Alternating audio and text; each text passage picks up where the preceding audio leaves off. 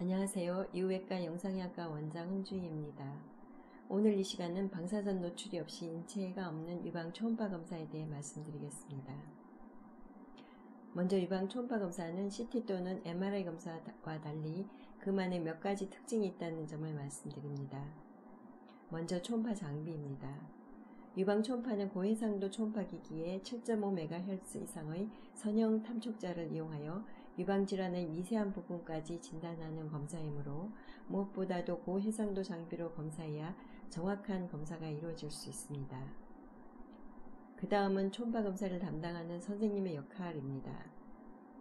아무리 좋은 장비를 사용하여 검사한다고 해도 검사를 담당하는 선생님이 정상 유방 소견과 병적인 소견을 구분해내지 못한다면 아무런 소용이 없기 때문입니다. 이런 이유로 초음파 검사는 검사자에 따라 결과가 달라질 수 있는 것입니다.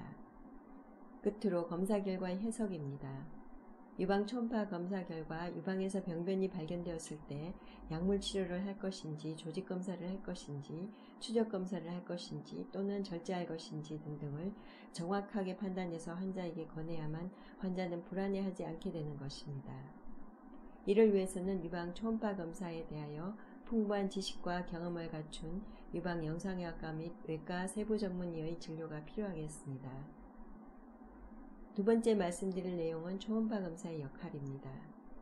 먼저 유방질환의 진단에서의 역할을 살펴보면 가족력이 있는 20, 30대 젊은 고위험군 여성의 유방암 검사에 1차 검사로 이용될 수 있습니다. 젊은 여성은 치밀 유방인 경우가 거의 대부분이기에 유방 촬영보다는 초음파 검사가 더 유리합니다. 유방에 멍울이 만져지거나 핏빛, 요두, 분비물의 증상이 있는 여성에서 1차 검사로 추천할 수 있는 검사법입니다. 또한 유방에 생긴 혹이 양성인지 악성인지 구분하는데 그 정확도가 매우 높으며 염증성 병변을 진단하는 데도 유용하게 이용됩니다.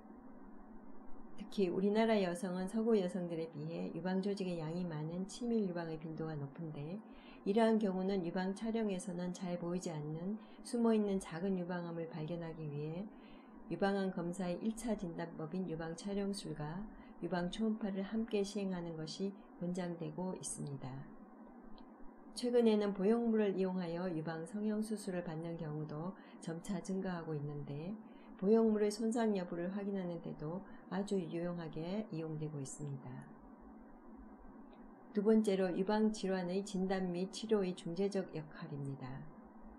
과거와 달리 유방조직검사가 필요한 경우 절개조직검사 대신 초음파를 보면서 조직검사용 바늘로 정확하게 흉터를 남기지 않고 시행할 수 있습니다. 같은 방법으로 유방의 양성혹을 절제하거나 많은 조직을 떼어내야만 하는 맘모톰 수술을 할 때도 초음파를 보면서 안전하고 정확하게 할 수 있으며 유방 농양이나 삼출액을 배농배액하는 경우도 초음파 유도하에 안전하고 정확하게 시행될 수 있습니다. 세 번째 말씀드릴 내용은 유방암 검진에서 초음파 검사의 한계입니다. 조기 유방암의 중요한 징후인 미세석회화 병변이 유방 초음파에서는 잘 보이지 않는 단점이 있습니다. 또한 유방 초음파는 시야가 좁기 때문에 범위가 넓고 미세한 변화를 보이는 미만성 유방암 등의 발견에는 맹점이 있어 유방암의 1차 검진법을 한 가지만 시행한다면 유방 초음파보다는 유방 촬영술을 시행하는 것이 원칙입니다. 다만 앞에서도 말씀드렸듯이 우리나라 여성들은 치밀 유방 빈도가 높으므로 가급적 유방 촬영과 초음파 검사를 동시에 시행하여 유방암 검진의 완성도를 높이는 것이 중요하겠습니다.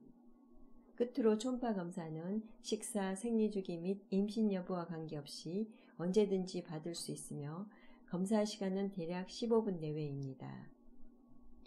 이상 유방 초음파 검사에 대하여 말씀드렸습니다. 감사합니다.